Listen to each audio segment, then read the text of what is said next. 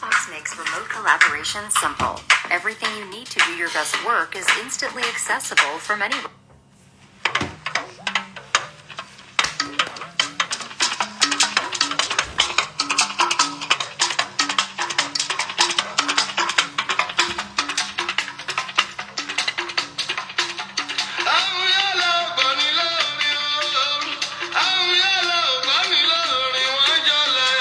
Throwback time.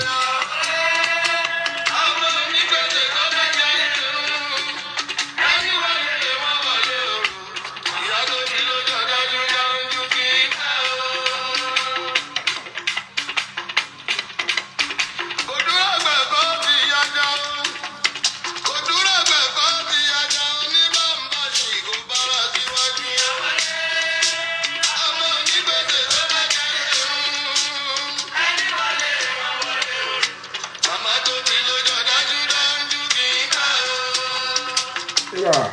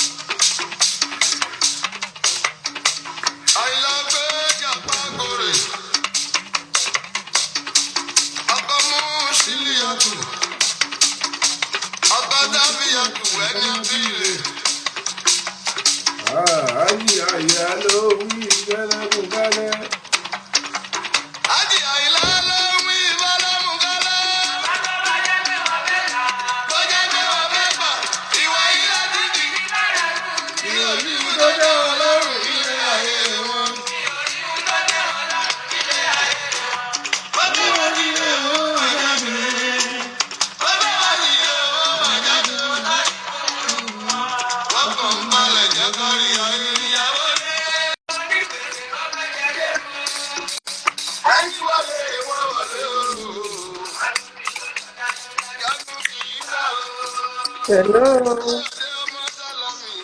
Hello. Ẹ kú gbádùn. Àǹtí Èjìwùmí. Kí lorúkọ yín àti bó lẹ ti ń join wa? Yétúndé Àgbájé lórúkọ mi. Àgbájé kan náà. Maryland, US. Wow, MD. Àwọn tèmi wà ní Iceville, wọ́n wà ní Baltimore. Bá máa ṣètọ́jú wọn. Okay o. Word of làwa ti ń sọ̀rọ̀. Word of. I've not been there before. Wọ́n dẹ̀ lè ti débẹ̀ jù máa mọ̀. Ṣé ẹ ti wo sinimá Orí Ẹlẹ́wọ̀n? Yes. Beautiful storyline. Ọkọ Ìyábọ̀ nǹkan ṣe ti wò? Àti wò. Ẹ gbádùn ẹ̀. Very well. Ẹ ti subscribe sí YouTube channel mi. Ìyẹn là tí ìṣe bá máa ṣe. Ẹ gbọ́dọ̀ ṣe. If not ni màá pe àwọn dáàdì pé lálẹ́ yìí. Wọ́n suspend TV. All right o. Ẹ kú gbádùn. Àwa ń bẹ̀ o. Àwa nílùú Manchester lọ́wọ́lọ́wọ́. Àríbẹ̀ ṣe ń lọ. Àríbẹ̀ ṣe ń jayé, bẹ̀ ṣe ń gbádùn. Àwa nìyẹn o. That's good. That's good. Thank you so much. Thank you. You're welcome. Appreciate you. Stay blessed. Stay there, ma'am. Appreciate you a lot. Mo kó yín jẹ gan. Ẹ ṣé sir. God bless. Àwa náà kò ní yàrá yóò ní fàyà o. Amen. Amen. Bẹ̀ ṣe ń dán tẹ̀ ń dán yẹn. Yóò máa dán dalẹ́ ni o. Amen. Àtẹ̀yìn náà. Appreciate you so much. Okay? God bless you, sir. Bye-bye. All right, ma'am. Thank you sir. so much. Bye, sir. Bye. Àwọn tèmi nìyẹn. Àwọn tèmi táyé yẹ lọ́wọ́lọ́wọ́.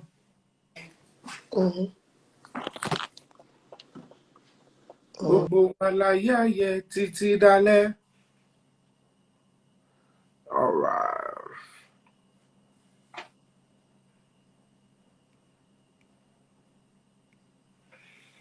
Watch yoga videos ad-free and practice uninterrupted. Try our student plan. Mr. Adebowale, go straight to Rock Class TV. You'll find Okoyabo there. Okoyabo is on Rock Class TV.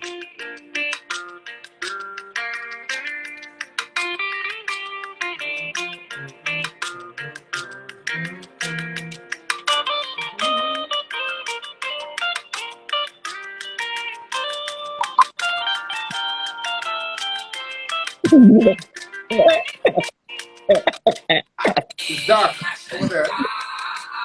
Hello?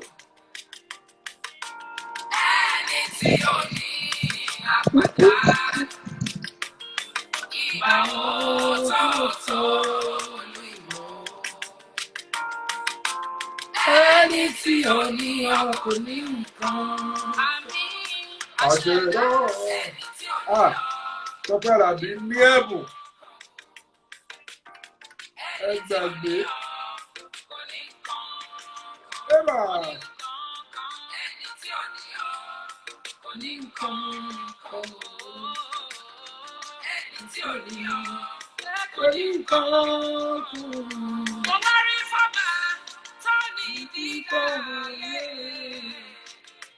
Bàrẹ́bàrẹ́.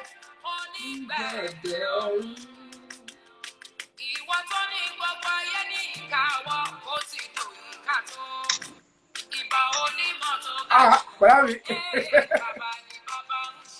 Bàbá mi. Ẹ rà sà. Hello. Hello, bàbá mi. Hello. Hello, sà, mo gbọ́ yín. Fẹ́ Báwo? dàgbà. Ẹ kú gbogbo ayé o. Àwọn nìyẹn o, fẹ́ dàgbà. Báwo ni nǹkan? We thank God o. Hello. Hello, sà. Mi fẹ́ dàgbà. Ẹ̀kọ́ yọ̀ǹgì sí i. Báwo ni tí? Àdúgbò lọ́wọ́ sà. Àbúrò mi Báwo ni kọ́. nǹkan? We thank God. Àlàáfíà ni gbogbo àlàáfíà ọgbọ́n. That's good. Okay, orí ẹ̀ wọ́n á ní kí iṣẹ́ ló sí ẹ̀. All right, sir. Okay, take care. Okay, sir. Thank you, sir. Okay. All right. That's my big uncle.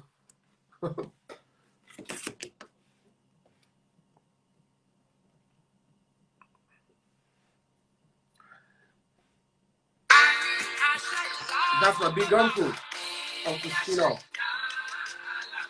It took me to Abeokuta for the first time in my life.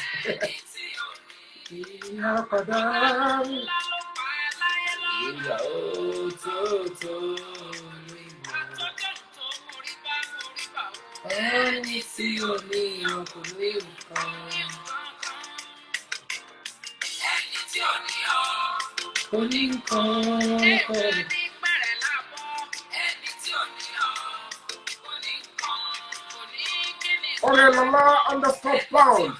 Boss, I'm good. You're right, boss man. Yes, nice meeting you. It's been a while to talk to you. Okay. What's your name? What's your name? You said you're from Okay, my real name is Oluwafemi Oluwafiyi Bolarinwa. Okay. Are you in a public place? Why are you covering your nose? You know our law here. You have to follow the law here. So you have to follow. Okay, you don't have enough distance. Yes. Everybody's somehow close to each other. Okay, I can basically hear you. Please go ahead, shoot. Okay. So you have known you to be a public figure that you don't like someone cheating others, which we really love about you. Thank you. But about the issue of your friend and the negative energy about the criticism. So how do you feel about that? How do you manage with your fans about this? You had what? Like I said, okay, issue of your friend. How am I managing the criticism? Yes. Oh, that is a very valid concern. I appreciate your concern. I appreciate your insight. The truth of the matter is this. I decided to choose human rights because I noticed that majority of us do not know our rights. And the kind of society we live in, we only see injustice when it is happening to us. We always feel it is not our concern. And we always blame our leaders, but forgetting the fact that if the majority of the masses are not playing by the law, there is nothing the leaders can do. Anarchy will continue to loom, and people will continue to behave on their own. People will continue to react on what they think is personal feelings and not according to the law. So when I chose human rights as an actor, are you with me? I'm listening. I know things like this will come up. First and foremost, if you look at my exploits on human rights, when people are choosing this path, I tend to want to stay on the path of human rights because, let's take for instance when we're having the NSAS. You understand? Okay. When all other celebrities, I am saying, okay, will say, okay, fine, let's just go meet the crowd, say, yeah, NSAS, and there you go. I didn't do that. I chose to sacrifice my life, my body, my health. I was sleeping on the floor and I didn't change my clothes. I said, I want to feel the pain. And it's shows the sense of belonging. Let me feel half of it. So maybe they will hear that this concern is genuine and germane. I did protest in Alausa, in Lekki, and Ikorodu. So when you see that, and previously I was so, when people were spending millions money on launching movies, Yomi Fabiyi, you don't enjoy you, they will spray money. I spent the money on Human Rights Summit so that people can understand that the nucleus of the society, the only thing that can make you live as a human being, the only reason why a powerful person will respect you, why your boss will respect you, why the police will respect you, why you will respect the police, why a soldier will respect you, irrespective of their alibi, is human rights protection. Yes. So when I know that even with this peculiar case, this very tricky case that has to do with a child, even when what I was saying, what I was fighting for was loud and clear, fair trial. You cannot incarcerate somebody indefinitely in police detention when there is no court. The truth is this, my brother.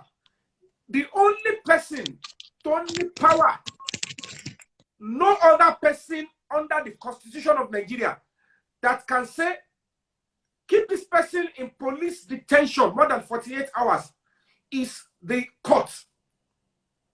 Any other person only agbára yẹn lórílẹ̀-èdè Nigeria. How many Nigerians know this? And if they want to hold any suspect more than 48 hours, the law says you must go to the court, tender the reason why you want to hold the person more than that. Then you can hold the person more. Nítorí pé police station ò ní facility láti accommodate èèyàn. Kò sí proper bedroom, kò sí kí. Yes. And in this instance, there is court strike. So why should this person be kept in detention perpetually? Court might resume. So I went through all these things. I did all I can. I risked my life where they said I cannot go. They abused me. I wasn't listening. I don't have time for most of these things. I just focused on the campaign and the message. I did all I can. I was called names. One in me Obimo, one in me Osheba, one in me Toby, one in me rapist to me, one apologist to me. All those ones, they are on social media and they went with so many people. As a filmmaker, iṣẹ́ tí mò ń ṣe gan, ìtàn tí n bá ti rí, tẹ́ bá display wájú àbí tí bá gbọ́ anything sìn, tí n bá ti fi kún, I can write about it. Mo dẹ̀ kọ ìtàn láti sọ story tó ṣẹlẹ̀ láàrin èmi àtẹni ohun tí ó stand for, tèmi stand for. Pẹ̀lú àwọn other story tó jẹ́ normal story tí mo rò láròkọ. Okay, let me just, so that people can know the true campaign. It's a message. People can learn. No, babe, parọ́ síbẹ̀. Fi nǹkan tí ò yẹ kó ṣe rí síbẹ̀. Sọ nǹkan tí ò ṣẹlẹ̀ síbẹ̀. Dẹ̀ sọ pé nǹkan báyìí ni ó gbọ́dọ̀ ṣẹlẹ̀ nínú ẹjọ́ yẹn. There was no prejudice. And at the end of the day, they still misconstrued this. Because majority of the people on social media, they are not always ready to investigate, to take their time properly. So these are the things I have to endure. It's a social media age. So, use the phone on your Latin work, because they have a platform. So, era Tawawansi is still the same campaign, telling me trophy until Tobasha in your jubo. And before they know it, it's a process. So that is the answer for your question. I'll take the banters. I know they are going to be coming. I know they will twist the narrative. I can say they decided to change the narratives. One person sorry, she parody by the yakori in combine yakoshi. You can't write about it.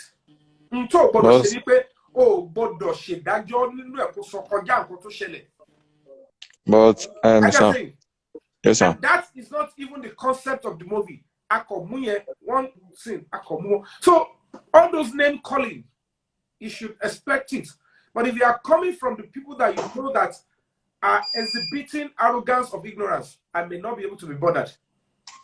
So that's it. But sir, thanks for the first answer, sir. We are going to the second question. Okay. About the issue of you and Iyabo, I don't want to disclose about it, but I just want others and me to learn lessons from it.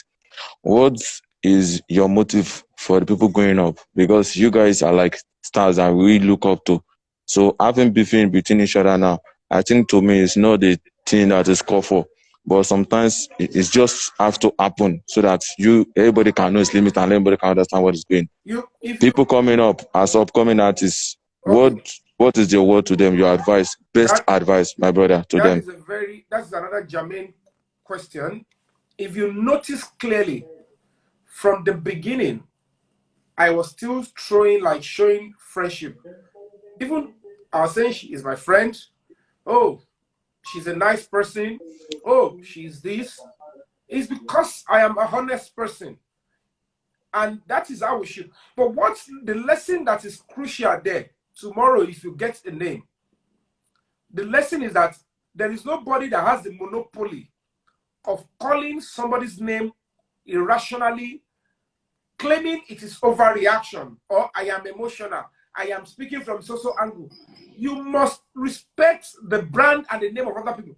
If what they do does not align with you, if you cannot do it personally, the moment you come forward to attack somebody's brand, it's a huge disrespect. So if somebody will not go that route and will still go professional and use your own name too, then shower cap, shower cap, hey,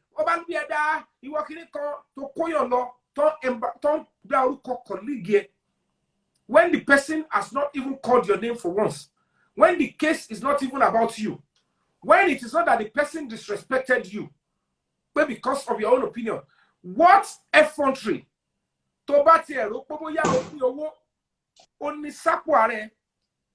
Sure. Face, because any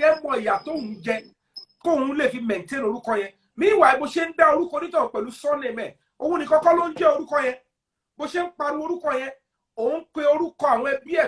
they would like affect for several weeks. Film full name, character name that is fictitious. One claim one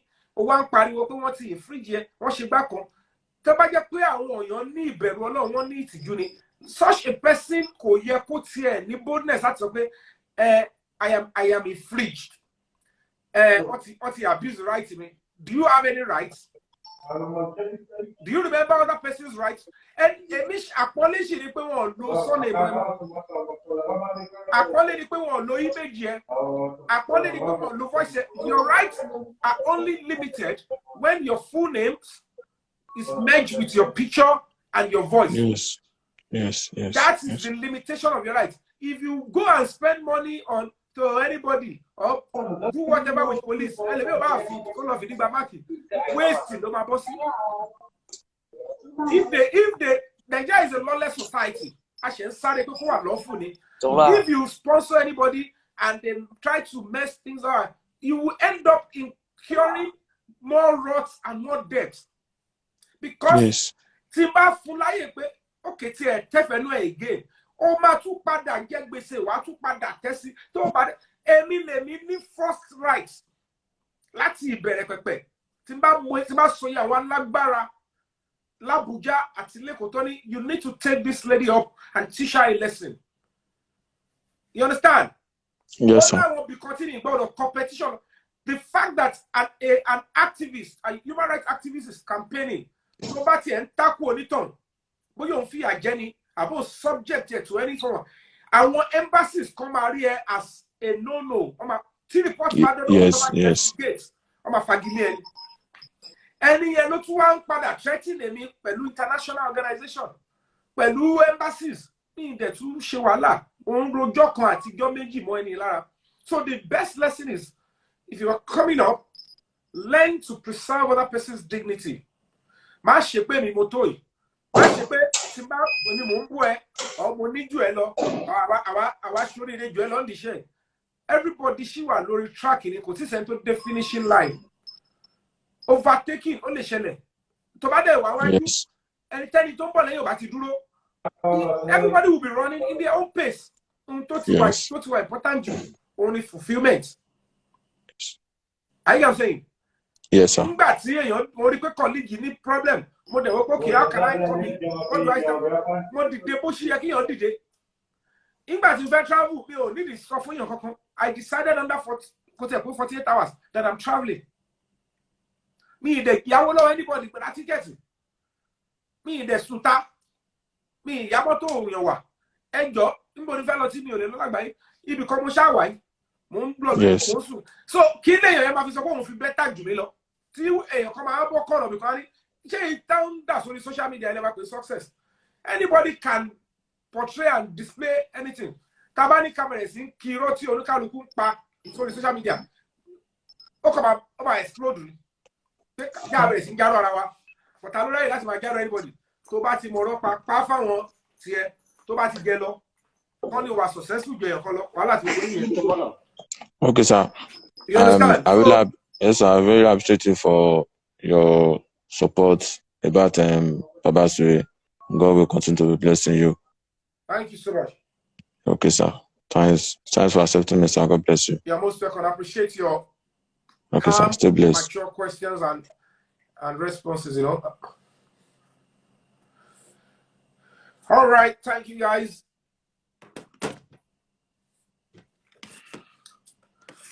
I hope I didn't disappoint you guys. I'm just trying to go out. But all the same.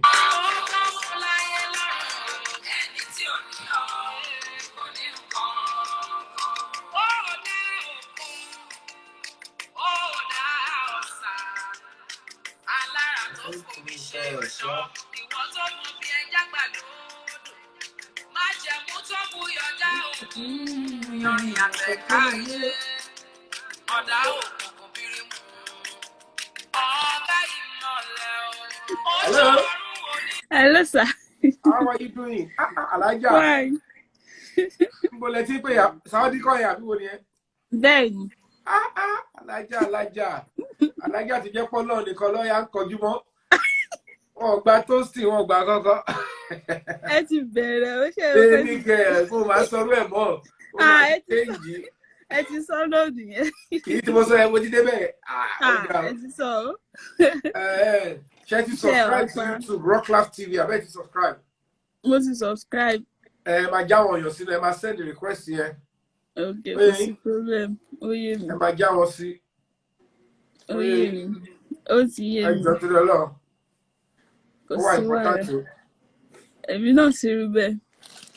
Ẹ dẹ̀ kú iṣẹ́.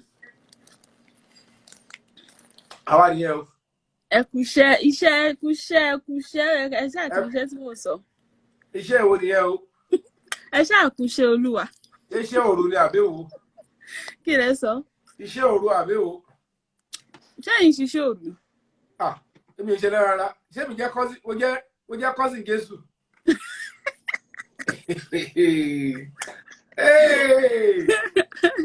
Anyway, ó yẹ fẹ́ dánwò kẹ́mọ̀ kéré lolúwa. Irọ́ mi ò dán o kí mo fẹ́ dánwò. Ẹ má yẹ kí n lọ dánwò o. So, àwọn èèyàn máa ń sọ oríṣiríṣi mo ní kò sí wàhálà. Àbí? Ẹ jẹ́ ẹ mọ̀ pé tí wọ́n bá ń sọ nǹkan tí ò bá dẹ̀ jẹ́ mọ́ ti tèèyàn. Ṣé mọ̀ wípé èèyàn máa ní clear conscience. Bọ̀ nǹkan tó máa ń sọ tó bá jẹ́ mọ́ téèyàn kò sí ìnáàrin wọ́n máa sún kì í bọ̀ nǹkan tí wọ́n bá ti ń sọ ń pààyàn tí ò bá ti ń ṣe.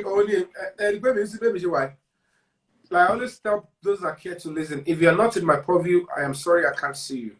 Ẹ kì í sọ fún yín ṣé rí mo kàn like ẹ máa rí pé mo máa wà ní live video yín tó bá ti gbé notification yẹn wá báyìí tí mo bá ń ṣe nǹkan mí nǹkan fi nǹkan tó bá ń ṣe tó bá wà important. Olójú kan ẹ bá tẹ́ mi olójú kan olójú àwọn kan ọ̀dẹ́ ẹ bá ṣe tẹ bá ṣe rí báyìí Yomi Fabiyi ìwà wà òkè oyè àwọn bàbá ẹ̀ dúpá Yomi Fabiyi is online Yomi gbogbo kọjúmọ̀ tí wọ́n ṣe tiẹ̀ àbí mo parọ́ ni kò rí bẹ́ẹ̀. Tó bá pé mo lè dọ́fẹ́ débẹ̀ yẹn níṣẹ́ rí iṣẹ́ mi bó ṣe kéré yìí àkọ́ gbé fún yín lẹ́nu báyìí. Ẹ kò sọ pé mo pa irọ́. Like serious mi tiẹ̀ wá jẹ́ kí n tiẹ̀ wá pàwọ̀dà tí like serious. Mo kàn rí ní mo like ẹmọ ẹwà jovial bí mo ṣe wà yìí mi níparọ̀ Ọlọ́run gbọ́ torí mi ń ṣọmọ kékeré mi ń wo Yorùbá movie bí mo ṣe wà yìí mi ń ṣeré o mi ń wo Yorùbá movie. Ẹ ń wo tọrọ tiwa náà. Bọ̀dá Yomi mi ní parọ́ fún yín Ọlọ́run gbọ́ mi ní parọ́. Mo gbà tí mo ní ẹ̀wò tiwa náà mo fẹ́ máa wàásù fún yín náà ní kẹ́ máa wo. Ẹ kò sí wàhálà ẹ mọ̀ kì í ṣe wípé bóyá pé kinní ẹ mọ̀ ẹ̀yin bẹ́ẹ̀ ṣe wà nísìnyí Ọlọ́run gbọ́ mi ìmọ̀dí notification yẹn kàn wà ní every time ẹ̀dẹ̀ máa hard mi ẹ mọ̀ ẹlòmíín wà tó ṣe wípé ó máa kó tó wà ní industry kó tó di pé bóyá ó wà fame normal person ni now. Tó bá ti wájú pé bóyá wọ́n ní star wọ́n ní everything nǹkan tó yẹ kí wọ́n ṣe nǹkan tó yẹ kí wọ́n máa sọ nǹkan tó yẹ kí wọ́n wà proud of on wọ́n máa ṣẹlẹ̀. Nǹkan tó ẹ mọ̀ wípé ìwọ tó bá jẹ́ okay nísìnyí báyìí for example nísìnyí mo tẹ́ pé mi nísìnyí bóyá mo di star ẹ mọ̀ mo wá rí bóyá ibi tí mo ti bẹ̀rẹ̀ bóyá sí kékeré ni àti wípé bóyá àwọn tí wọ́n support mi àwọn tí wọ́n ṣe everything ẹ mọ̀ kí ṣe pé bóyá mo ní ẹni tó ń ṣe fíìmù kankan lẹ́gbẹ̀ẹ́ o mi ní. Yes. Àbáyé sọ̀rọ̀ later.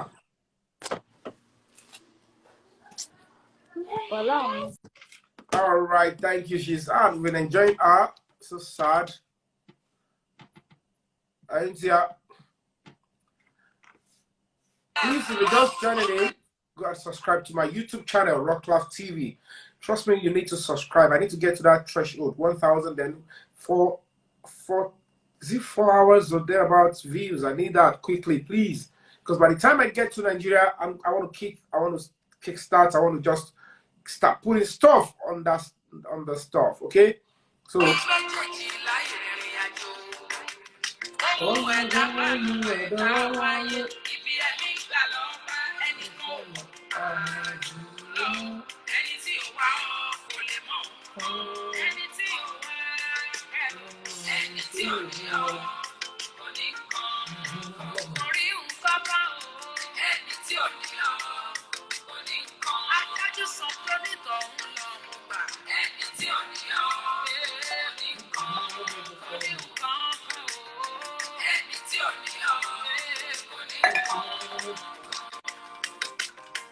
Hello, bro.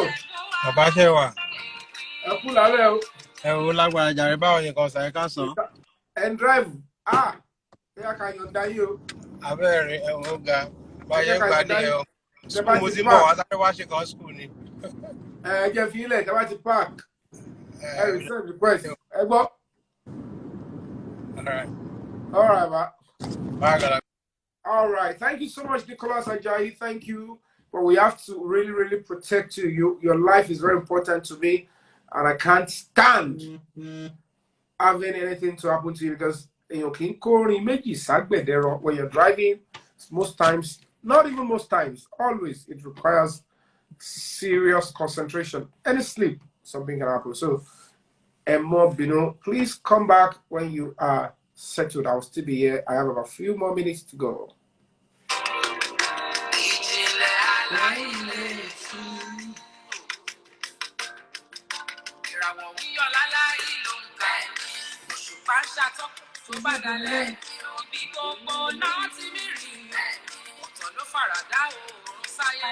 Okay, back.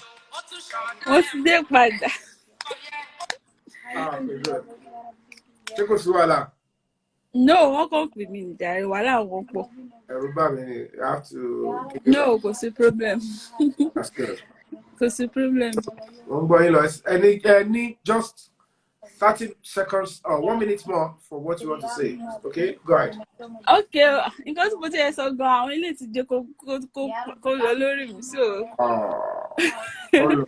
so I'm always support you. They like. Ṣé kí sọ pé mo like yín àbí mo like nature yín àbí mo like kí ni kí sọ pé mo like. Everything goes. Àmì jàre àmì. So nǹkan tẹ́ ẹ̀ ṣe òun bẹ́ẹ̀ náà ni kẹ̀ ṣe máa ṣe lọ ṣe ti gbọ́ bẹ́ẹ̀ ṣe máa ń fihàn ládvice tẹ́ ṣe máa ń wà jovial so nǹkan tẹ́bi máa ń wò nìyẹn torí àmì níparọ́ Ọlọ́run gbọ́ mi ṣọmọ kékeré so mi kì í parọ́ tó bá ṣe rí ni mo ṣe máa sọ so kẹ́ẹ̀kì bí tọ́kọ. Okay, love me but you like me àbí. Okay, ṣé ó wà different? Ìyàtọ̀ wà ńbẹ̀. Ìyàtọ̀ wà ńbẹ̀. Ó dáa mo like so ṣé Okay then. Tẹ́ bá tó wáyé kó lóòótọ́ lẹ like wa tó débi fíìmù ẹ máa wo ṣẹ́ wa. No. Ẹ lè máa wo ti gbogbo èèyàn. Ẹ gbọ́dọ̀ máa wo tiwa pé ìtí Yomi Fabiyi bá ti wà bẹ́ẹ̀ o àbí tó kópa nú ẹ̀. Ó ti yẹ yín. You pay attention to it and watch them. So that tẹ́ bá ní ìkọ̀kọ̀ tẹ́ bá rí ẹ fẹ́ gbà wá nímọ̀ràn. Easy. Hello, Yomi Fabiyi, go and do this, go and do that. I saw this. Omo Miloriwu, you can do more. Me only dash it. Nobody's an island. I'm here because of all of you. Yes. So, TV and people will like know us. One party will, one boo, one she back or one she Obo yellow. Eri getting tabati shebi. Kashika. One says, ó dúró téèyàn báyìí. Ó bẹ́tà kọ́ tiẹ̀ mọ inú kan bẹ́ẹ̀ mọ́yàn. Bẹ́ẹ̀ni torí èyí ò lè mọ ọlọ́mọ yẹ kí nǹkan láburú náà ṣẹlẹ̀ síyàn torí pé àwọn èèyàn náà ló máa dìde síyàn. Tó bá dẹ̀ ti ṣẹlẹ̀ bẹ́ẹ̀ yẹn tọ́lọ́ bá sọ pé Ọlọ́run fẹ́ kó yọ ńbẹ̀ ló máa gbéyàn dìde Ọlọ́run bá fẹ́ kó yọ àbí tí ò fẹ́ kí nǹkan kan hàn ẹjẹ́ àti ẹ̀ ṣe bí ẹlẹ́rara ká tiẹ̀ ṣe nǹkan tọ́lọ́ ní ká máa ṣe pé ká máa dúró tira wa ká máa ṣe nǹkan tó dáa. So thank you so much, thank you, I appreciate you. Yes, thank you. All right. Salam. Wassalam.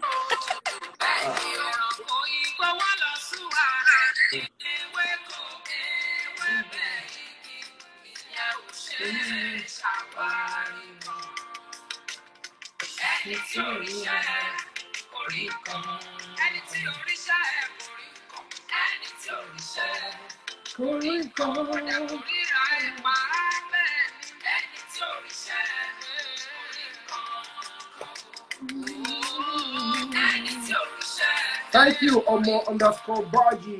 And then I think I'm always Mr. Fabiyi, good evening. Hello. Good evening, sir. Good evening, sir. How are you doing? I'm all right. My name is Sheon Peters. Say that again. My name is Sheon Peters. Sheon Peters. Yeah. Sheon Sashiro Peters, right? Sashiro Peters. I'm just joking. So where are you joining from, Mr. Sheon? Yeah, I'm calling from Lagos, Nigeria. How are you doing today? Have you subscribed to my YouTube channel, Mr. Sheon? I've done that a very long time. Oh, thumbs up. Take double shot. Yes, for you. I appreciate you. Yeah. Thank you so much. There is one thing I want to tell you. All right, sir. I'm all ears. I have an advice for you. I have what? I have an advice for you. Please go ahead. Yeah, there was a time you said something online during some crisis of whatever is happening at what's it called? what's it called? This your film industry and all that. Okay. I want to advise you that you start an NGO advising young youths.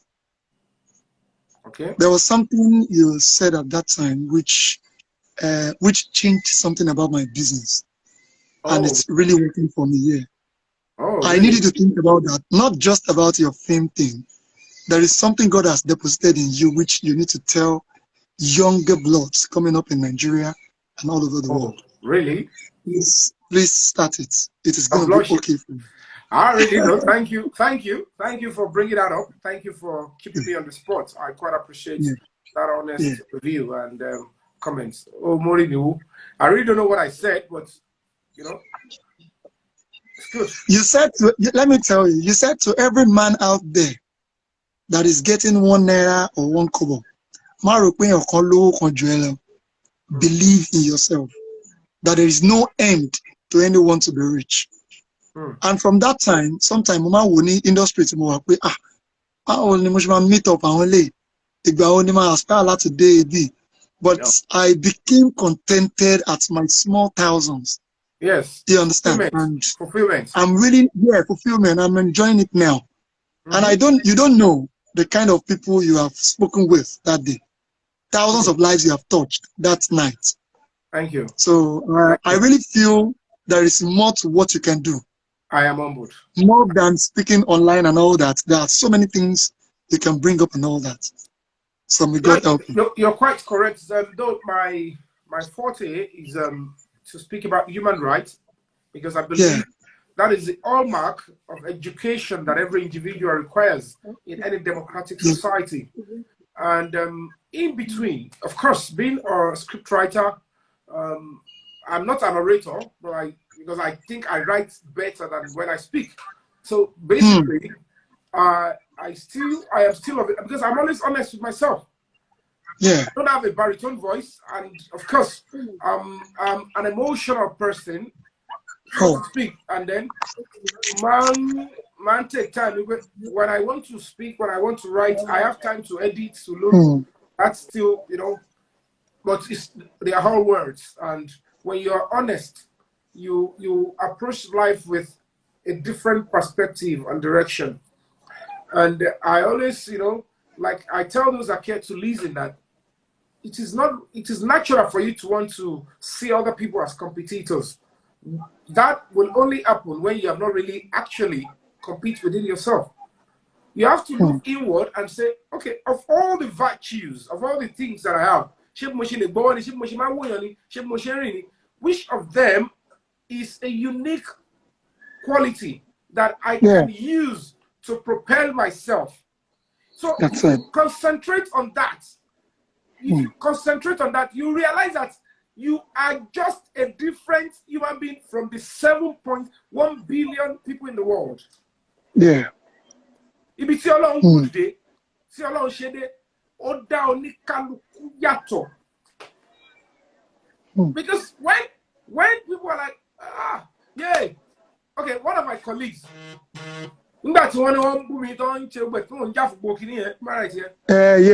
exactly that time. It was exactly that time that you mentioned that thing. And you actually, Go ahead.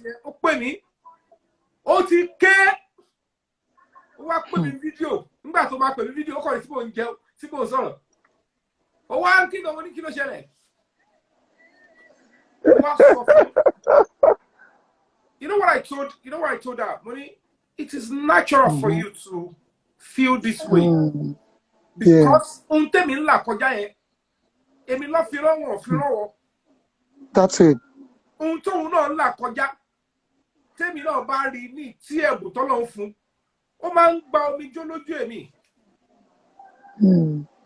I am saying, I'm cool with that. Look at what I faced.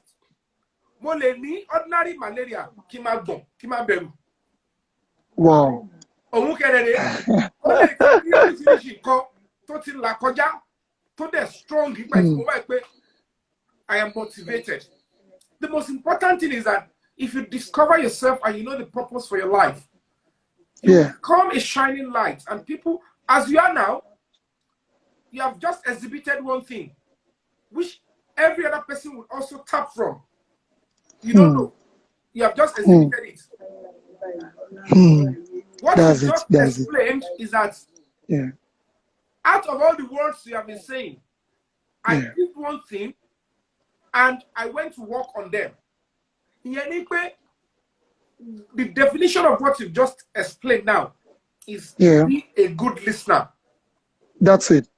So when you listen up, I was doing a live video and I was speaking to an entrepreneur on a company. A very company to share for multimedia, share for CBN, federal government, UNESCO. This man thought he's been making money. And he's looking at how to manage his company. More sorrow, magic pere. One give that thought or in a live interview. After the interview, as rich as the man is, only in your next project, in your summit, you're saying I should do a show. He said, if you are doing your next human rights summit, I will take care of anything 1 to 5 million naira. God damn it.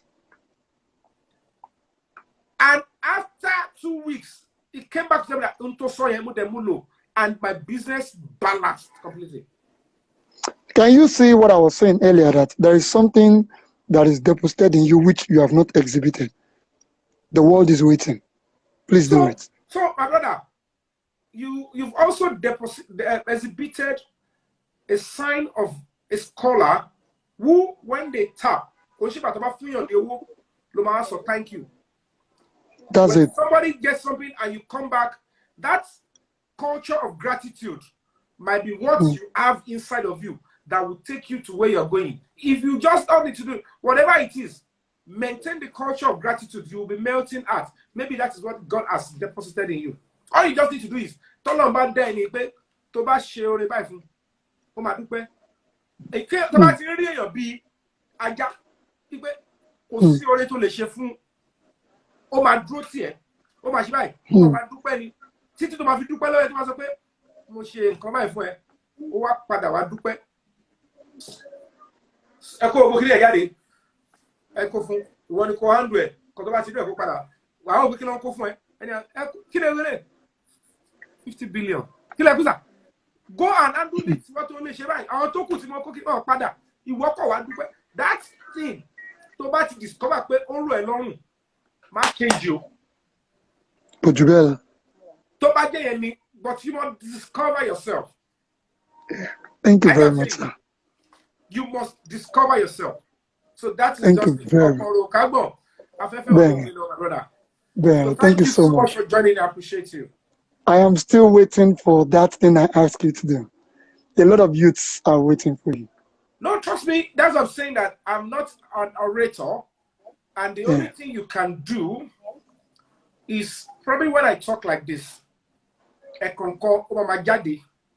No, really, from time I follow you so well. Even the last time I've always been online. It's just that I don't talk, number one.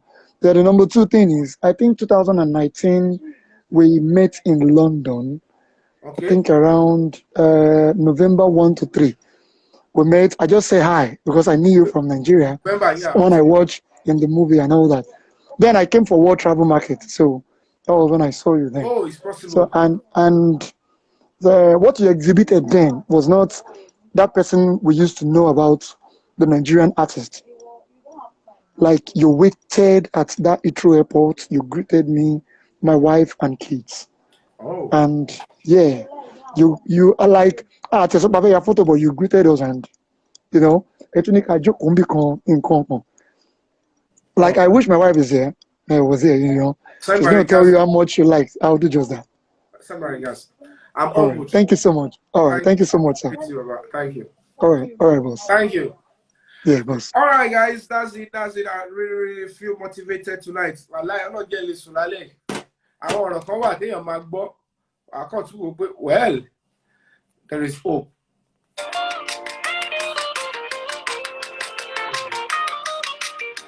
I hope you're learning. Learn.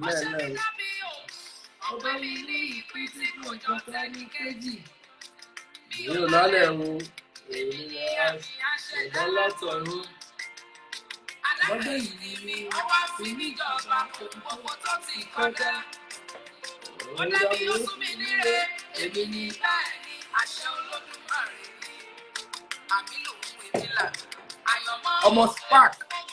Almost spark. You can send a DM. Let's talk about it. Let's see.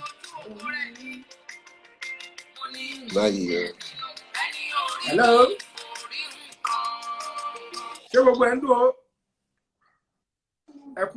Bros, good evening.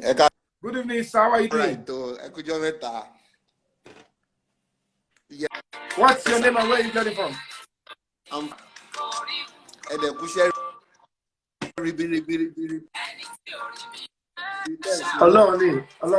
Ọlọ́run máa gbàṣàkóso fún gbogbo àní tẹ́lọ́wọ́ aráyé àdẹ̀dẹ̀ ṣíwà wà nítorí ilẹ̀ mọ́lẹ̀. God will continue.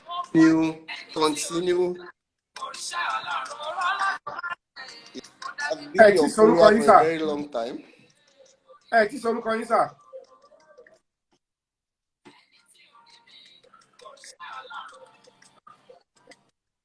My name is Korede. Korede, ti Korede, Korede. Ẹ ti Korede. Èló lẹ kó wá báyìí. Àfàkàmì sílẹ̀ ló kù báyìí. Bí ògo ti ń jẹ́ ti Ọlọ́run. Tí Ọlọ́run bá ṣe orúkọ yẹn mo fẹ́ kọ sílẹ̀. Akórede. Ó ti Korede. My next child will bear Akorede on your honor. My next child will bear Akorede. Trust me. Tip. So much in the time, I'm lazy. That's good. I love the name. Oriko eat me. Hurry. Amen. And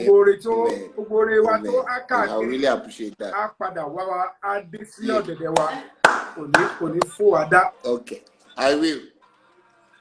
All right. Do you want to say anything else? Akiyemi Korede.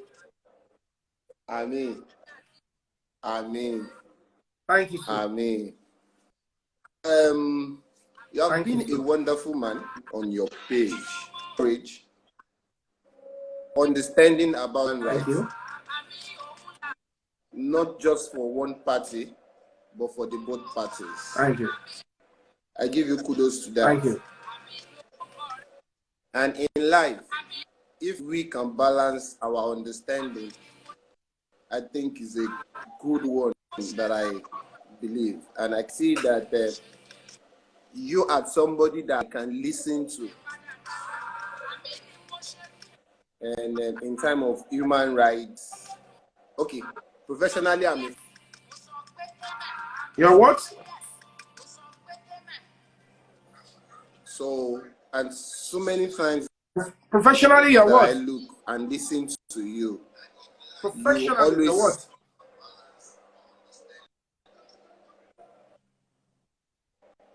I can't hear you. Professionally, you're what? You said professionally, you're what? A photographer. Oh, that's good. That's a lovely job. A photographer. You capture images. That's a lovely thing, you know. Yes. Yes, and I keep memory for good people. My brother, you have to send your request again. The network is horrible. I can barely hear you. You are one. Send your. Let me just keep my day until next time. Call the photo. Resend your request, okay? If you can hear me, because the network is actually. Resend your request. Okay, Cody Photo, guys, go and follow at Cody Photo. He's a professional photographer. Send your request again. I couldn't hear what you were saying. They were coming, you know, broken. Resend your request and I'll pick it up.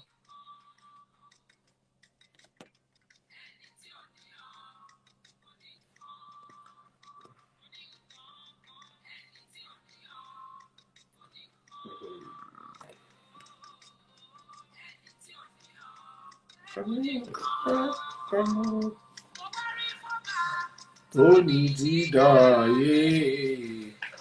right, you can follow yomifabiyi.fans.club.worldwide. That is where my fans are. You can follow them. They are on here. So take your time and join yomifabiyi.fans.club.worldwide.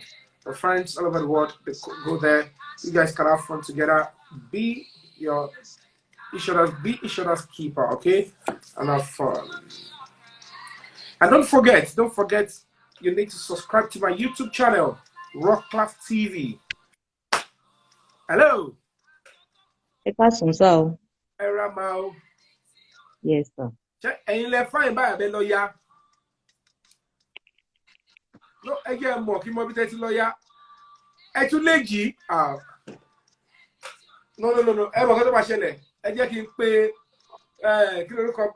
me Prime Minister. It's what intimidates me. And fine, lady. So at the end of the day, Prime Minister, I want to let pay, sir. Titi UK me. Oh, okay, Tibitewa. Okay. Mo rò pé tiwa lẹ fẹ́ pè.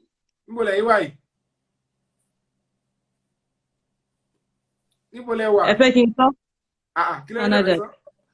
Oh, ẹ̀yin ti Canada. Oh, yìí dà. Ẹ jẹ́ ká rọwọ́ yìí o. Invite wá sí Canada la ṣe wá o.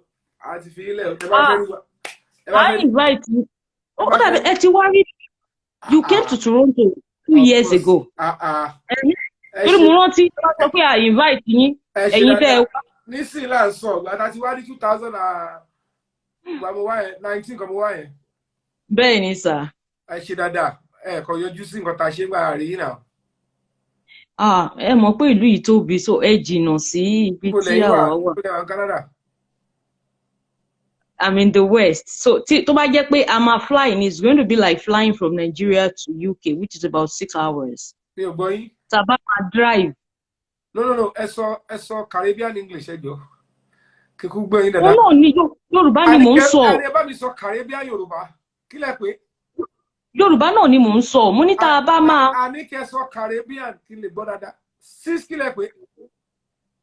Bẹ́ẹ̀ ni sàí lọ bèrè lọ́wọ́ anybody bẹ́ẹ̀ ni. By flight. Bẹ́ẹ̀ ni ṣe pé Canada is large, is big, is huge. Bẹ́ẹ̀ ni. 6 hours.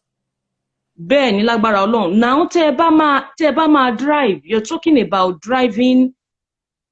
Ibi tí mo wà tẹ́lẹ̀ àwa la súnmọ́ Toronto, àjọpọ̀ àlà ni. Ṣùgbọ́n tẹ́ bá máa drive níbi tí mo wà tẹ́lẹ̀ sí Toronto, you're going to drive for 22 hours. Ẹ̀dẹ̀ ní Bande. Kí ló dé? Mi ò gbọ́ 6 hours Lagos to London. Bẹ́ẹ̀ ni. Kò ṣe bí Lagos ṣe jìnnà sí London tó ní ó ṣe jìnnà sí yẹn o. As in terms of landmass, kò ṣe bẹ́ẹ̀ o. Ó jù yẹn lọ. Ṣé mo pé it's a huge country. Ṣé mo pé òun ni second largest by landmass. Lẹ́yìn Russia bí. Bẹ́ẹ̀ ni sà. No, but ẹ máa ń fara ṣe ẹ̀yẹ o. So ẹ sọ pé bí ó ṣe tóbi tó, bí London ṣe láti bí sí Nàìjíríà ní ibi tẹ́wà sí Toronto náà ṣe rí. Kò possible. Kí ni population Canada? Pọ̀ jù wá, Nàìjíríà jù wá lọ. US náà jù wá, we about 37 million. Ní ò gbọ́. 37 million, sir. Uncle Yomi. A máa ṣe nǹkan. Population local go àdúgbò méjì lẹ́sọ̀ yàbí. Bẹ́ẹ̀ ni. Population àdúgbò àbí. Bẹ́ẹ̀ ni. Kò ṣe ti country, kí ni population go Canada? Ti country wa ní. 30 kí lẹ pé? 36 point something ṣàbí 37. Ní population Canada. 100 million. Ebe léyàn bẹ́ẹ̀. Uncle Yomi, ẹ kàn pull legs mi ní now. No. Ìyá mi, ẹ jẹ́ àwọn akẹ́kọ̀ọ́, ṣé ìgbà tí mi ṣe geography. So, bí Canada tẹ́ sọ pé ó tóbi láti tẹ́wà lọ 6 hours from one state to another. La ilaha illallah. Someone be lying, still alive. So, ilẹ̀ ṣì pọ̀ nílẹ̀ mẹ́. Kí àwọn ọmọ ṣọmọ nílẹ̀ mẹ́ ló kú o. Ẹ máa bọ̀. Ìyá náà jẹ́ ẹ̀fọ́ àlówó fẹ́ kọ́lé ní orí bí lè ṣe pa ẹ́ jókòó. Nítorí pé ẹ̀jú nígbà tí ẹ bá sọ pé ẹ̀jú 30. And never 38 million, 100 million. Hey, but he was 500 million. Hey, I don't know. She cannot hear by independence. Rasa. Alabajo. Ngbà tí Canada lẹ́lẹ́kejì. We had the port of entry. When you want here, how long are you here for in Canada? Only 1 day. Only what? In Canada? Money is a round trip. So you're gonna spend 1 day in Canada. What do you do? I'm an actor. Oh, where? Nigeria. Oh, you're very rich? Money no. That's all right. Welcome to Canada. Yeah. Because that was the name of sit down as in welcome as scanty. Well, scanty, no. Yeah, the northern hemisphere, the pole, really àwọn èèyàn ò fi bẹ́ẹ̀ gbé bẹ́ẹ̀, population wọn ṣe kínní, but ṣe mọ̀ wípé we're directly on top of US. So èyí tó súnmọ́ àwọn provinces tó wà ní ìsàlẹ̀ tó wà lókè US náà wà mostly occupied. So n tó ṣẹlẹ̀ nìyẹn. Kò sérò ńbẹ̀ o. Èrò wà níbi tèmi wà. Package. No, that's live. Èrò ló fẹ́ wà bí tẹ́wà gbà tí Toronto gangan ni kókó. Toronto nìkan ni kókó. Montreal, Vancouver, Calgary. Mo ti dé Montreal gbogbo náà kiri. Winnipeg. Population. Mi dé Winnipeg, but mo dé Montreal 6 hours. Mo fi wọ mọ́tò dé Montreal. That is it. Good out side. So imagine, and Sherry, Toronto to Ottawa is Ottawa. Yeah. Oh, be Abuja. So in it's closer. No, Ottawa is closer to Montreal. From Ottawa to Toronto is far. So usually drive. So you could cover it in 7 hours. But when you bus one like Greyhound, you're going to travel like 9 hours. I've done that. Jesus. And within Canada too, I've had opportunity to drive 15 hours. At a stretch. Ben, 15 hours in dàbí ìgbà tí mo bá fẹ́ wa mọ́tò láti mo kúrò ní Èkó, mo wá ń lọ sí Ondo State. Ṣé mọ̀ pé 2 states. Ondo State báwo? Ṣé mọ̀ pé tẹ́ bá kúrò ní Lagos State, ẹ gba Ogun State kọjá, ẹ wá dé Ondo State. So láti Lagos State sí Ondo State yẹn, ní province yẹn, 15 hours ni. 15 hours. So it's like when you're driving from Lagos to Maiduguri or to Chad. Jesus. To Chad. So Bushirini. Lagos to Maiduguri. When you have Lagos to Ondo. Oh. Well, no. So Uncle Yomi, I just want to commend you. Mo kàn fẹ́ kí yín pé ẹ kú iṣẹ́ takuntakun. Ẹ ṣé gan. Ẹ ti lọ kọ́ mbẹ̀ yà bí? Okay, jẹ́ kí n kọ́. Wọ́n bèrè à ń dùn yín ni kí lè bá yín sọ fún kí lẹ́ bí? Ta lẹ̀ ń wò yẹn? Sọ́kọ yín ni ẹ jẹ́ kí wọn. Iṣẹ́ Olúwa. How are you doing? You're right? Hope you're taking care of mom. You know, I'm get o. Ojú yín yàn gini. Uncle Yomi. Kì má sòótọ́. Okay. Uncle Yomi. Mo ti ẹ̀rọ. Gbogbo taunt tẹ́ ń púùlù. Tẹ́ lọ bá àwọn ọlọ́pàá ní UK gbogbo ẹ̀ mò ń rí o. Ṣé yẹn ń jọmọ́ ìta ń sọ lọ́wọ́lọ́wọ́ yìí? Ẹni yóò pa mí. Anyway, Allah fi ṣe ṣe ògbó wa. Oh, you're really doing a good job, and I just want to commend you wípé Ọlọ́run á túbọ̀ ràn yín lọ́wọ́. Yorùbá máa ń pa òwe kan, wọ́n ní ìpàkọ́ ògbọ́ṣùtì. Ṣóyè yín. Àwọn èèyàn máa sọ̀rọ̀, ẹni tó ṣe dáadáa, wọ́n á sọ̀rọ̀ ẹ̀. Ẹni tó tún ṣe dáadáa, wọ́n á tún sọ̀rọ̀ ẹ̀. Kódà ẹni tó ti sọdá, wọ́n á sọ̀rọ̀ ẹ̀. À ń bọ̀sibọ́sí àwa tá a wà láyé. For the benefit of bóyá àwọn tí wọ́n wà ńbẹ̀ yẹn, because me more our audience yín, it is not everybody that would understand Yoruba, but mo fẹ́ràn èdè Yoruba, so èmi fẹ́ràn kí n máa sọ.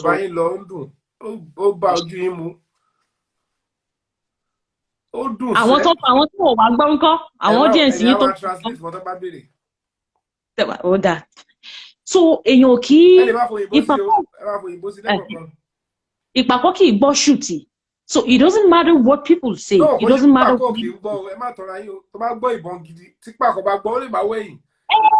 Bẹ́ẹ̀ ni tó tẹ́ bá tó ìbọn dún. Ṣùgbọ́n tẹ́ ẹ bá sọ ní ti ọlọ́rọ̀ a fi ọ̀rọ̀ jagun ọ̀rọ̀ kò gbọ́. Kò gbọ́, sáyé. Etí ìlú gbọ́. Ṣó ti yé yín? Bí ẹ̀dá dẹ̀ ṣe wà, wọ́n máa ń fẹ́ kí ìrẹ̀wẹ̀sì bá ènìyàn, kí ènìyàn fà sẹ́yìn.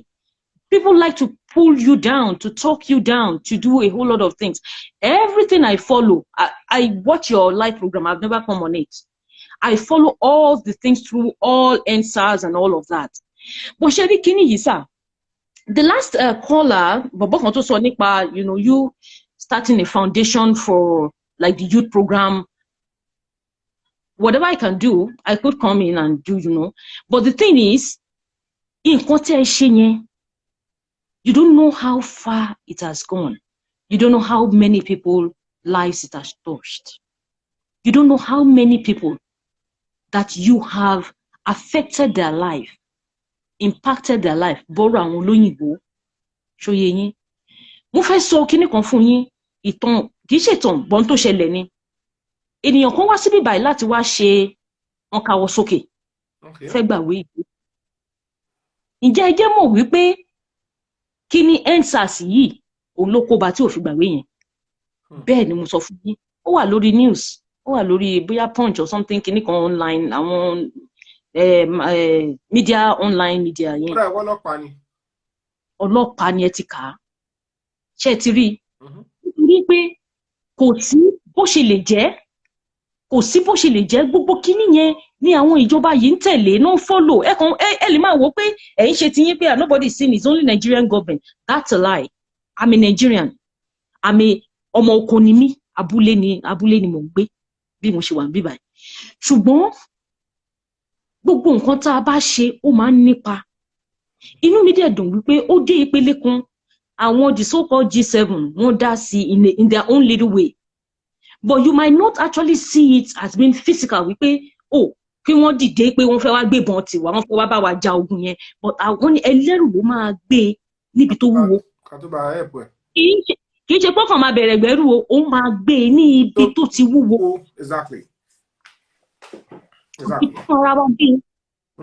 And what do we do? Afitaba empower our youth. It is not, you said something which I really appreciate. Everything is not about money. And no Yomi. No matter how rich you are, no matter the millions billions in your account. Millions go. Billions. Hello, Joko. Àwa mọ̀ bẹ́ẹ̀ ṣe tó. The fact wípé èèyàn kì í sọ̀rọ̀, a mọ̀ bẹ́ẹ̀ ṣe tó. So kò sí iye owó téèyàn fẹ́ fún yàn. Do give away, àwọn èèyàn ṣe give away. That's good. Do this one, àwọn èèyàn ṣe. Ṣùgbọ́n the 5,000, the 10,000, it really doesn't. Olóyìnbó á ní má fún mi lẹ́ja jẹ. Torí màá padà wá bèrè. But kọ́ mi bó ṣe ń pa ẹja.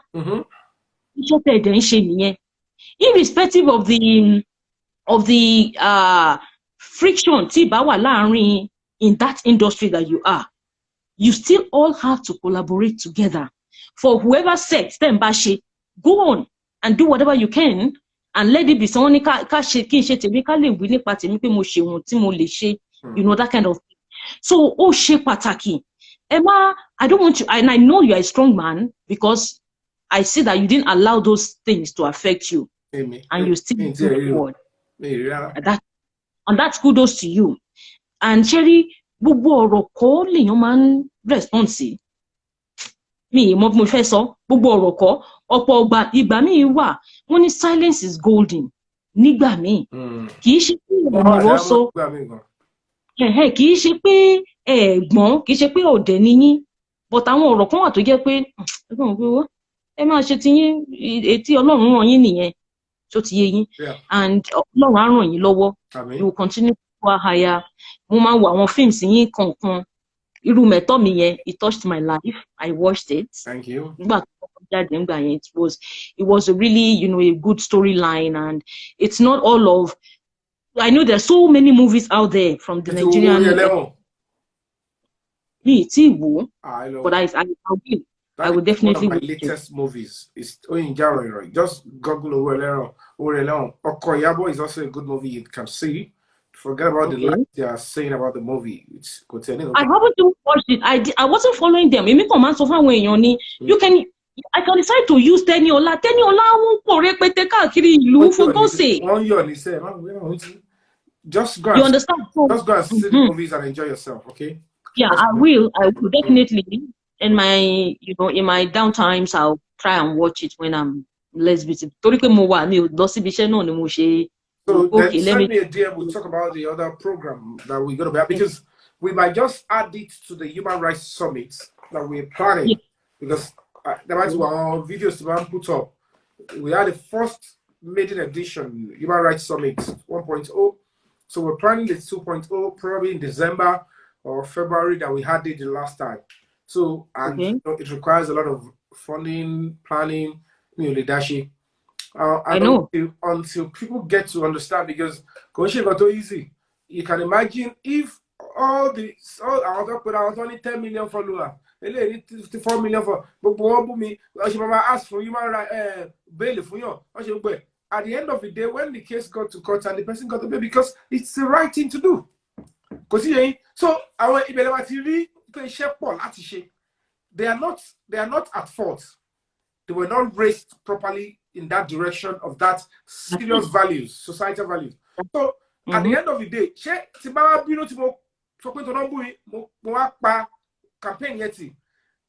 will anybody get changed? Will anybody get oriented and understand the nitty-gritty of human rights? So it will come with a lot of misunderstanding, backlash, abuses. Even with this movie, and the 99.9% Anthony, more fit to the filmmaker, more constitutional right to the filmmaker. Even people in government and even in police, they don't know. Even our big film, they are so ill-informed and they are arrogant with it. And at the end of the day, because we live in a lawless society, they want to twist it as a judge. I am not doing this human rights for fame, for clout, or for anything. Why is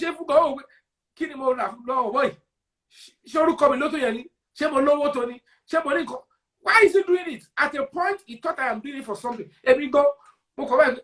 Is there another motive other than for everybody to be free? And we're doing both away. Marry. Right to him, Bonin Louis. Mumo right to me. Mudeshiki. Mudem drew, Mude enjoy. Unisombe. And would there by me?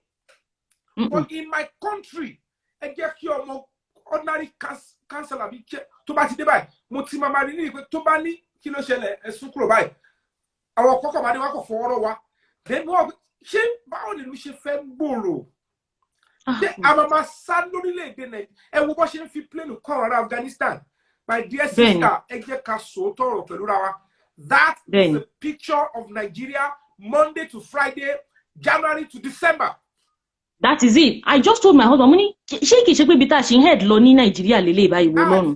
Oh no, I just follow what they be. Head. You can't be deceiving yourself. I am so thoroughly. There might be war. Don't you come rush to the plane. Go to major embassies. To buy penny sat now. To buy the other Monday at the Canadian embassy, American embassy. Kello William Nigeria. Don't see them. Monday to Friday. Those camper that they want to run out of this country when we are not at war. 90% of those people don't tell you, they will not come back. 90% of our don't start the plane. Plane one jumbo on them. Hello, Mediterranean Sea, through Libya, from Cameroon, Calabar to Cameroon. Go and see how many Nigerians are passing through the sea. Nioru, Imi, Tobati Shebai. What is it? A fan called me from Italy. He said, "Okay, you every day." And they went through that for 3 years. Italy. Only this time, Yomi, the only time I feel I am a human being is when I come on your page. People don't know why I come sometimes. I just give motivation. Only it is when you talk. When I come on your page, only it was at a point I decided that I am still a human being. Only because the way I took my life, the way I gave her up. Only question we are live. I said live video. Only way I said, wow, nobody knew. What message you get? He never believed a celebrity can click. Or to the life only valuable. Only we told man beginning of I just saw your way. Only now. Fine.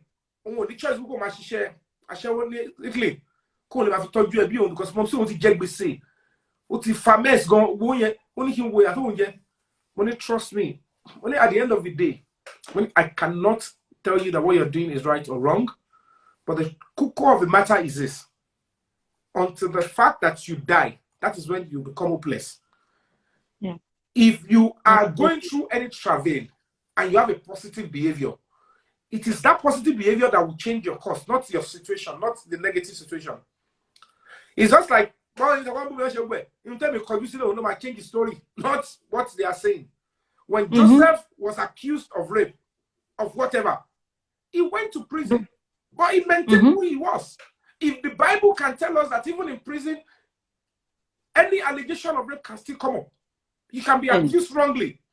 But what should be your guiding light is who you are and your genuinity and your positive behavior. If you have no positive behavior and you are accused of a terrible crime, you might go down because, there's no moral fiber to actually pull through. Do you understand? So basically, I look at it and said, let the process continue. Whatever the case may be, I fought for whatever I want to fight for. Human rights were in Nigeria. It's just in we are -10 because there is no respect for human being. We are not humane. Because do you know why it is like that?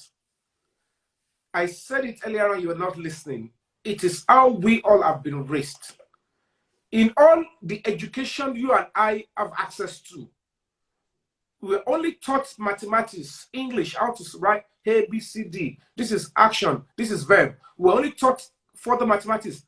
We were not taught what it means to pay tax. We were not taught what it means to protect government property. We were not taught what it means to lie against the next person, the danger in the society. We were not taught what it means to actually embezzle, because the moment you embezzle government fund, they will tell you the impact on other people because it is their resources, it is a sweat, it is a commonwealth. Then we're not even taking on excursion to prisons. And people actually one example, Prime Minister wa. The Prime Minister, àwọn ọmọ ẹ̀ sì kéré, wọ́n kéré wọ́n sì wẹ̀. Now ṣe mọ̀ wípé for every government, wọ́n máa ń ní àwọn government staff, don't fi man choose the chief of staff, chief of clinical staff. So one of those trip tó bá lọ, nítorí pé nínú trip tó bá lọ yẹn, ó ní láti kó àwọn ọmọ yẹn dání because àti òun àti ìyàwó náà jọ máa lọ níbí báyìí kẹ̀dẹ̀ kì í ṣe pé ìyá rí sí ẹ bá mi dúró ti ọmọ yẹn, ọmọ mi fẹ́ àdúgbò yẹn kò jọ. Ibi tá máa ti kọ́kọ́ ní problem ni àwa tá ń bọ̀ láti ọ̀dọ̀ wa lóhùn. Ìyá rí sí ẹ bá mi gbà dé ìyá rí sí tó fẹ́ gbà mọ́ tì gan fúnra ẹ̀ ti gba ibi iṣẹ́ lọ. Ṣé wá rí olórí orílẹ̀-èdè ni o nígbà tó wá lọ tán tó dé, ǹjẹ́ ẹ jẹ́ mọ̀ wípé ìlú yìí wọ́n dìde tì í pé láyé nígbà tó kó ọmọ lọ iye báyìí ló ná, kò yẹ kó ná iye báyìí, kò yẹ kó ná iye báyìí, ó máa dá iye báyìí padà. Olórí orílẹ̀-èdè nìyẹn. Ìtumọ̀ ẹ̀ ni wípé gbogbo wa pátápátá wọ́n dẹ̀ sọ fún owó àwa taxpayer, èmi tí mò ń ṣiṣẹ́ yìí mo ní ẹ̀tọ́ láti bá sọ̀rọ̀ pé jọ bó ṣe ná owó yẹn kò yẹ kó ná nítorí pé tax mi wà nínú ẹ̀, mo ṣiṣẹ́ wọn yọ. Nítorí $60,000 there was one top politician tó ń gbé lọ sí ilé ẹjọ́ ó fojú bá ẹ̀ ń pa. ẹ̀gbọ́n tí mo sọ $60,000 ẹ wò pé èlò ní $60,000 Nàìjíríà. Meanwhile èèyàn kan á jókòó wọn ló kó 1 billion jẹ wọn ló kó fún kinní kan mi. Gbogbo ìtàn sọ yẹn, like I said, what should be in our education if we have been raised to understand the meaning of, maybe you are saying, Timothy Jade Secondary School. No teacher explained to me what a police officer means, and what is the role of a police officer. And I know there is no subject that you were taught. Because these are things that should be embedded in civic social studies. It is under civic social studies you know your role as a citizen. What your tax is doing, what lies does, and what brutality does. Because àtikekere wọn lagimọ gbogbo ẹgbàá lórí ìgbà mi gan àwọn tí ò tí bold bóyá ó ní autism àbí tó ní panicking àbí tó ní lost memory àbí tó wà myopic ó fẹ́ sọ̀rọ̀ torí pé kò tí tètè pick nǹkan tó fẹ́ sọ ẹ́ ti láyé kí ló fẹ́. The moment you took that ego of that child, only trauma on for the rest of his or her life. Absolutely. And if such a child grew up to become a soldier, he understands brutality. But I know I'm a soldier, I'm an army. So I want the edge drew and it's not going to I have right to kill. Then he will understand that then I can use my own position to oppress the other person. And we all believe in that kind of society whereby oppressing people below us is the order of the day. We are not raised in equality. So all these things only mean campaign that include these things in our education. Nigeria borrow. If you want Nigeria to change for good,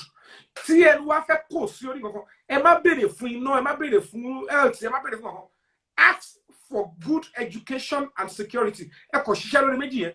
If you have those two, because under security, human rights protection is completely embedded. FES, leave religion, leave tribe, leave everything. Your education and security, when they are standard, take care of other values. And that is why that is the disparity between me and this other lady. I am discussing issues, ideas that will solidify the society. They are discussing emotions. That is where they are getting it wrong. And to such a person, I can only joke with you that because I was on time. That is to tell you, do you want to keep fighting? When I'm not fighting you. So if you want to keep fighting me, let's go on. And because they are seeing it, I am on a different pedestal. If you talk about it, follow you cannot propagate your agenda. I am not looking at numbers. Not at all. It doesn't work like that. Obani, 100 million followers, only 296 be with the rock. Only anything. It is what you stand for. So, see, and you delve into Koto Jape, who are very tricky by messaging. Only where human rights is for only lesser crimes. No. Or you can protect the human rights of any a particular set of crime. But for this kind of crime, they don't have rights to be protected. No.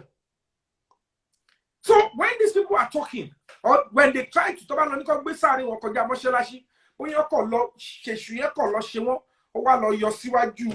a very organized embassy or stuff, what are you trying to say?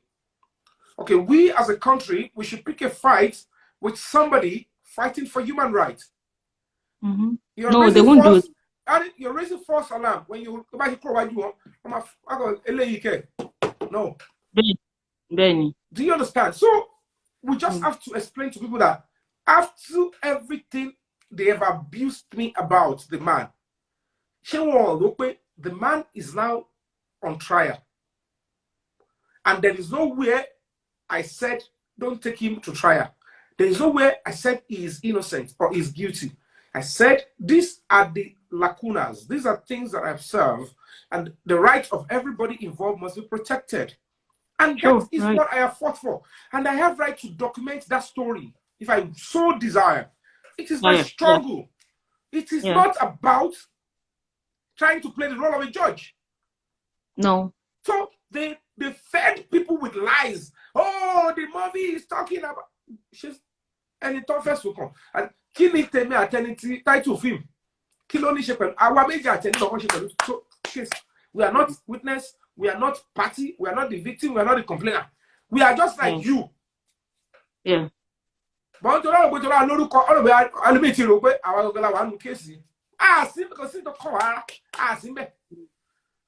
are just like any other interested person. But because people don't know the law, they assume because we have a little name, so at the part of the case.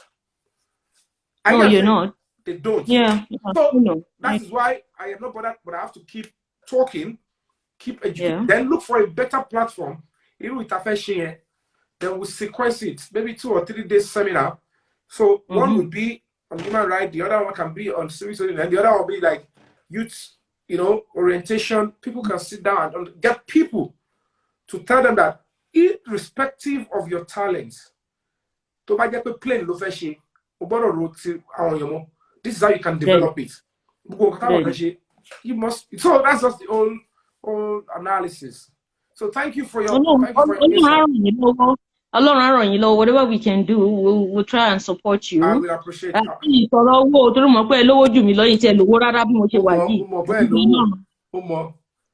Sincerely, Uncle Yomi, no, me share.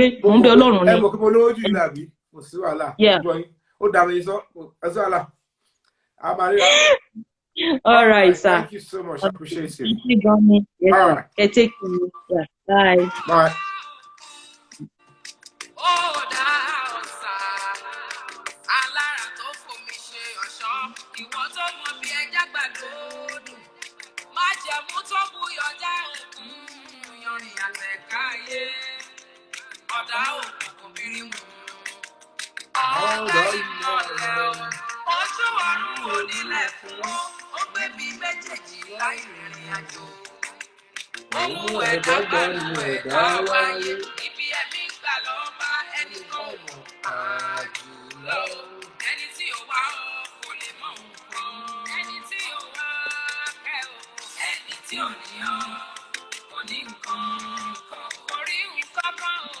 Hello.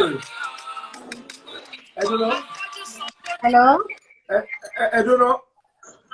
Photo fight. Mission baby don't need Jerry. Baby don't need I read everything.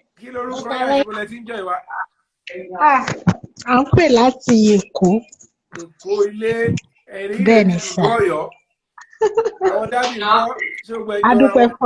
Adúpẹ́ fọ́lọ́run. Inú mi dùn láti Beyoku Ganiyat lórúkọ mi.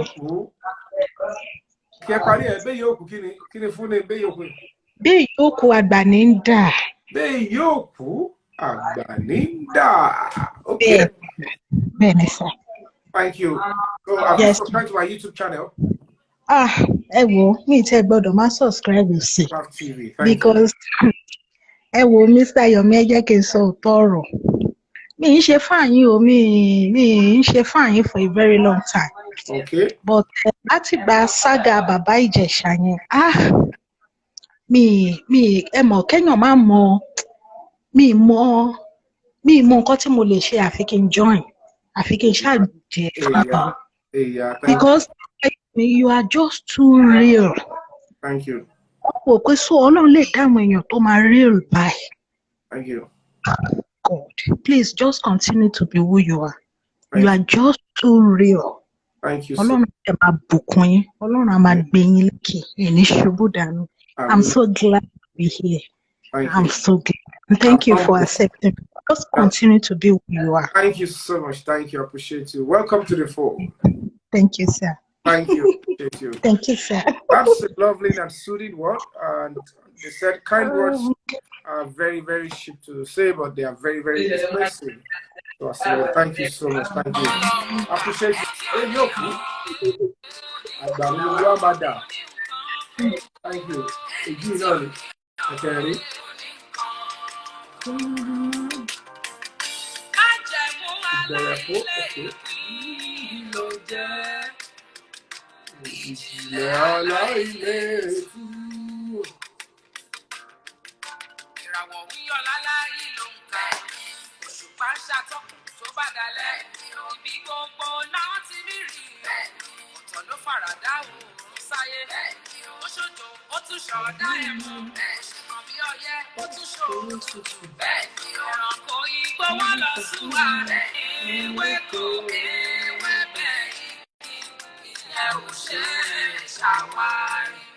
All right, I'm going to be taking the last caller.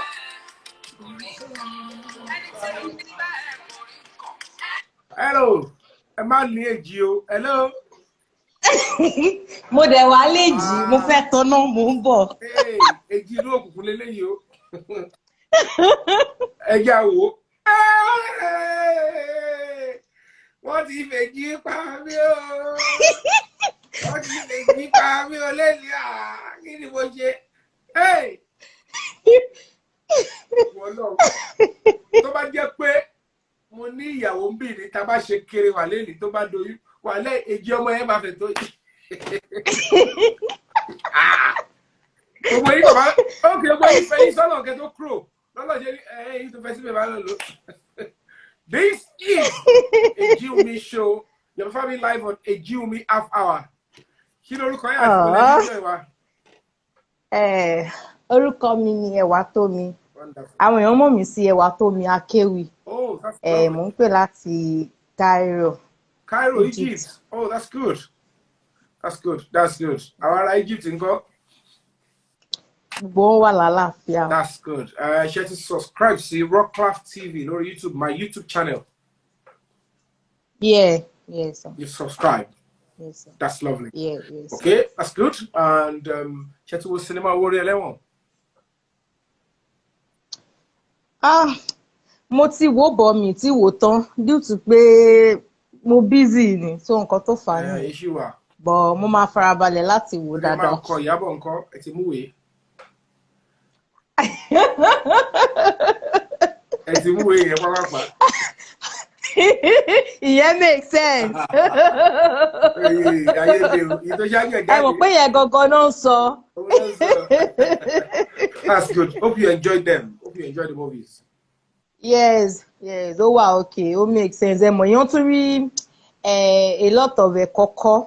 That's good. Níbẹ̀ so ó wà okay. Ọlọ́run adé ti máa continue láti máa ràn yín lọ́wọ́ lágbára. Àmì máa tẹ̀yìn náà ẹ kúrò ìkúdélé o wọn ní fòkó ránṣẹ́ sílé o ní tọ́nà bí èéfín ẹlẹ́lẹ́rìí òde nígbà ṣe ń ṣe ọwọ́ tó bá ṣẹ̀gùn sí òun náà ló máa jẹ́ gbogbo wàhálà yín kókó yín jọjọ yín jèrè ní ṣe lásán ní bára yín fọwọ́ tì í mo wà àdúrà wà létà ó ti yẹ yín. Ìlú wo ni yín Ibrahim? Ọmọ ìlú Ẹ̀gbá gbòǹgbò àkàlà.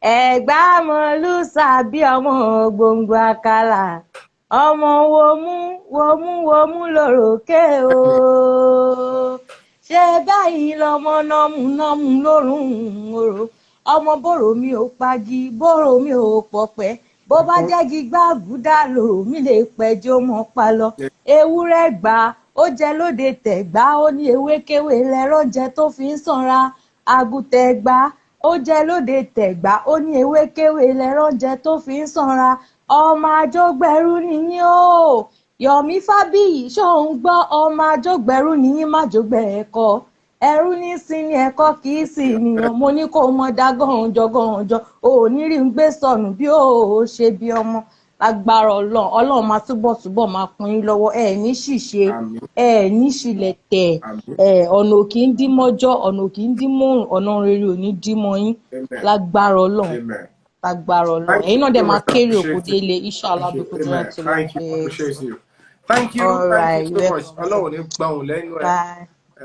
Akela ni from Ilewi. All right.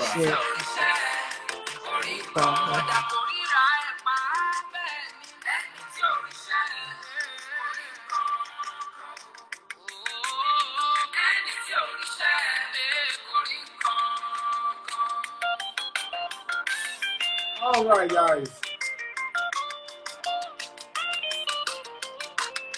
Okay, enjoy your lovely night, rest, and as we say goodbye on this show, you've been listening to the voice of Yomi Fabiyi, and of course, the music is being supplied by legendary evangelist Tope Alabi, and of course, the title of the album is Yes and Amen.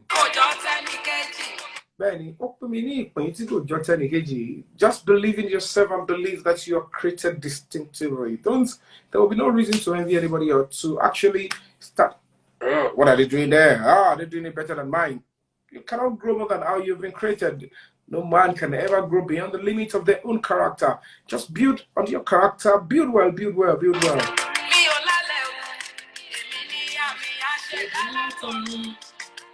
Oh.